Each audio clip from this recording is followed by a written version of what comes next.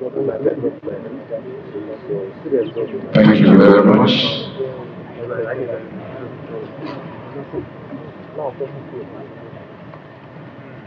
Your Excellency, the President of Federal Republic of Nigeria, ably represented by the Secretary to the Federal Government, Senator George Akume, Your Excellency, the Chairman of National Peace Committee, General Abdulsalami Abubakar, retired GCFR, ably represented by General Martin Luther Agwe, the Most Reverend Father Kuka Hassan, who is the convener of the National Peace Committee, our dear distinguished presidential candidates and the running mates for the 2027 general election, permit me for the breach of protocol, the Senate President is also represented here by the DSP. The Speaker of the House of Representatives is represented by Honorable Adodogwa.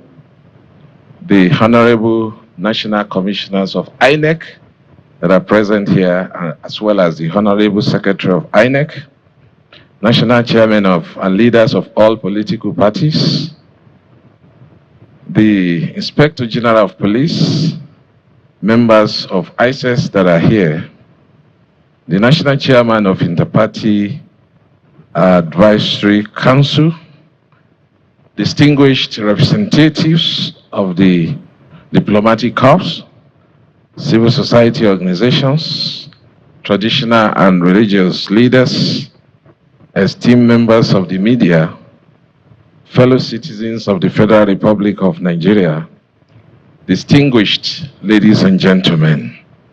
It is Herbert Hoover who said, peace is not made at the council table or by treaty, but peace is made on the heart of men.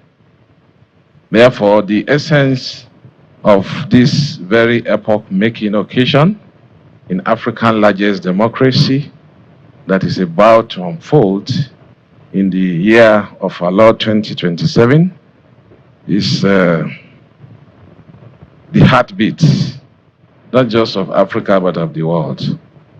So it's therefore my profound honor to stand before you today on behalf of the Independent National Electoral Commission. We gather here not merely as a ritual political tradition, but as a deliberate act of patriotism. I wish to start by commending the National Peace Committee. For years, you have been moral compass of our electoral system, reminding us that while we may differ in our political versions, we are united by one map, the Federal Republic of Nigeria. For over a decade, since its pioneering intervention in 2015, the National Peace Committee has provided an invaluable moral anchor for our republic, convening political actors to disarm hostility and commit to non-violence. Coming immediately after the successful, peaceful conclusion of the Osun State governorship election just 3 days ago, on Saturday, 15th day of August 2026, I am honored to stand before you as we transition from the off-cycle successes to the grand national stage ahead of the 2027 general election. As far as we are concerned, all those off-cycle elections, they were just milestones and not the destination. Tomorrow, Wednesday, 19th of August 2026, marks the statutory commencement of public campaigns and rallies for the 2027 general election, as stipulated in the Electoral Act and the revised timetable and schedule of activities released by the Commission. As we are all aware, the presidential and National Assembly elections will take place on Saturday, 16th of January 2027, while the governorship and the state houses of assembly will be held on the 6th of February 2027. that we gather on the very eve of this crucial milestone of commencement of political campaign is both deliberate and profound. Before the first campaign flag is unfurled, before the first rally is staged, and before our political rhetoric fills our public space, it is necessary that those who seek to lead this nation first gather to establish the ethical boundaries of their contest. At this stage, may I refer the political parties to the relevant provisions of the Electoral Act, most especially sections 96 to 102 of the Electoral Act, as well as paragraphs 29 to 36 of the Political Parties Regulation enacted by INEC, which contains guidelines, rules, and regulations for the conduct of campaigns. Today, signing of the first National Peace Accord therefore marks a critical milestone. We are exactly 5 months away from the 2027 general election. The world is watching, but more importantly, the Nigerian people, the youths, the farmers, the entrepreneurs, and the elderly, they are watching all of us. They are not just asking for much. They are simply asking for a process that is credible and a campaign that respects their intelligence.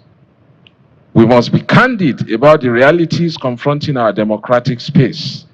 Recent data from the NPC, Election Committee Information Hub, indicate an alarming resurgence of hate speech, toxic polarization, coordinated misinformation, and personally driven political discourse.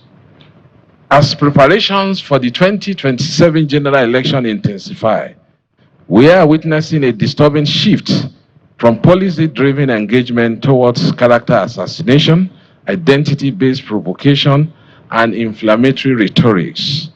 If left unchecked, this trend threatens to poison the public square, erode civil trust, and ignite avoidable conflict across our societies. When we talk of issue-based campaign, we're talking of campaign in line with the Constitution of the Federal Republic of Nigeria, the Electoral Act, the Constitution of the political parties, as well as the manifestos contained therein. Electoral contest is a constitutional democracy and not just total wars. They are competitive job interviews before the electorate. It's just like seeking a job. And therefore, you must succumb to the rules as if it's a competitive job interview. The 2027 general election presents complex socio-economic, security, and developmental questions and demand rigorous intellectual and policy-focused debates. Nigerians do not want insults. They want solutions. They deserve to hear clear, concrete, and measurable manifestos detailing how political parties intend to drive economic growth, bolster national security, expand infrastructure, improve healthcare, modernize education, and foster social inclusion. Today, this accord is a solemn pledge to elevate public discourse to these substantive issues. By signing this accord, you are committed to an issue-based campaign. This is a significant departure from the politics of character assassination, identity manipulation, and inflammatory rhetorics. Nigeria's challenges and indeed our opportunities are too great for us to spend this election cycle in trenches of bitterness. For the Commission, that is INEC, our moral authority to demand decorum from political actors rests squarely on our own administrative and technological preparedness. I am pleased to report that our preparation for the 2027 general elections are progressing with absolute precision. We are scaling our operational logistics to manage a massive nationwide ad hoc workforce of 1.4 million personnel across over 176,000 polling units. As the electoral umpire, INEC commitment to you and the people of Nigeria is unwavering. Our responsibility is to ensure that the ballot is protected and the will of the voters is reflected in the final results. We have spent the last 8 months refining our technologies, enhancing our logistics, and training our personnel. The outcome is reflected in the governorship elections we conducted in Anambra State in November 2025, the FCT Area Council election in February 2026, the Ekiti State governorship election in June 2026, and the recently concluded Osun State governorship election, apart from 13 off-circle by-elections that were also conducted within the time I took over. As I've often said, INEC cannot deliver a perfect election alone. An election is a multi-stakeholder venture. We provide the pitch and the refereeing, but the quality of the game depends on the players. When candidates and parties prioritize peace, our job becomes exponentially more effective. When we noticed the situation in Osun State, after the peace accord that was signed, we came back and went to the drawing table, and we had to retreat to all the security agencies under ISIS, so that you cannot have a successful election if there's no peace. And we needed peace in Osun State. So I want to thank the security agencies for responding to that and for ensuring that the election was basically peaceful. Now, a call to the candidates and party leaders, to the presidential candidates and party chairmen gathered here. The document you're about to sign is not a mere piece of paper. It is a covenant and a social contract with the Nigerian people. And it is a contract with statutory and constitutional flavor, of which, as we heard from Barrister Sabe, I have the mandate of the law to enforce in line with in the company of the law enforcement agents. It is a covenant and a social contract with the Nigerian people. So lead by example. That is number one. As you sign this, lead by example. Your supporter looks to you for cues. Now addressing the presidential candidates. Your supporters look to you for cues. If you speak the language of peace, they will act with peace. If you incite them, they will ignite. 2, focus on what and how. Tell the voters what you will do for the economy, security, and education, and how you intend to achieve it. Let the 2027 campaign be a marketplace of ideas, not a theater of war. 3, respect the umpire and the law. We welcome constructive criticism. It makes us better.